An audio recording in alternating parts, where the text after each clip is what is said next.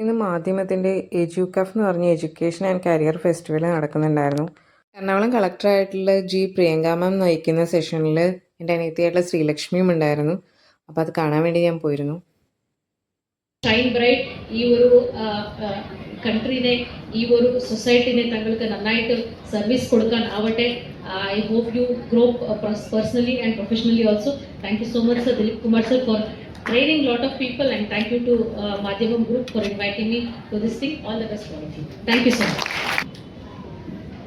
സമയം കഴിഞ്ഞു എന്നുള്ളതാണ്. പക്ഷേ ഒരു ചോദ്യം മോട്ടിവേഷൻ കുറഞ്ഞു പോകുന്ന ടൈം ഉണ്ടാകാം, പഠിക്കുന്നതിൻ്റെ ഇടയിൽ നിങ്ങളുടെ കൺസിസ്റ്റൻസി നഷ്ടപ്പെട്ടു പോകുന്ന സമയങ്ങൾ ഉണ്ടാകാം. പിന്നെ നമ്മുടെ വീട്ടിലുള്ള ഒരുപാട് ഫങ്ഷൻസിന് അറ്റൻഡ് ചെയ്യാൻ പറ്റാതെ എല്ലാവരും സെലിബ്രേറ്റ് ചെയ്യുമ്പോൾ നിങ്ങൾ ചെയ്യാതിരിക്കുന്ന ടൈമൊക്കെ ഉണ്ടാകാം. എങ്ങനെയാണ് ഈ മോട്ടിവേഷൻ നിലനിർത്തി കൊണ്ടുപോകുന്നത്? നിങ്ങൾ സ്ട്രെസ് മാനേജ് ചെയ്യാനായിട്ട് നിങ്ങൾ എന്തൊക്കെ ചെയ്തുകൊണ്ടിരുന്നത്?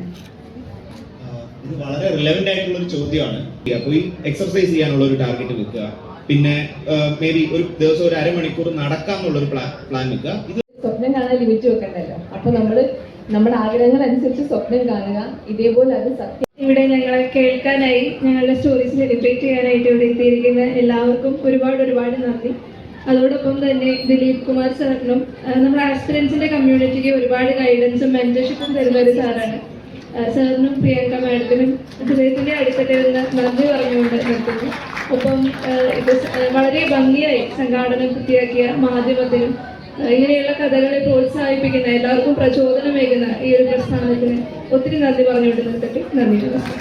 Thank you so much for leading.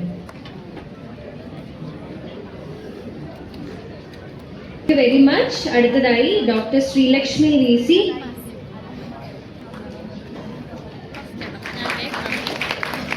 Thank you very much Sreelakshmi. കൊച്ചിയിലെ റെന ഇവന്റ് ഹബ്ബായിരുന്നു വേദി. IAS ഒരു സ്വപ്നമായിട്ട് കൊണ്ടുനടക്കുന്ന കുട്ടികളായിട്ട് ഒരു ഇൻട്രാക്റ്റീവ് സെഷനും ഉണ്ടായിരുന്നു. അതിനുശേഷം ഒത്തിരി സെഷനുകൾ അവിടെ കണ്ടക്ട് ചെയ്യുന്നുണ്ട്, സ്റ്റാർട്ടപ്പുകളെ കുറിച്ചും ഒക്കെ. ഞങ്ങളുടെ സെഷൻ കഴിഞ്ഞപ്പോൾ ഞങ്ങൾ പയ്യെ ഇറങ്ങി.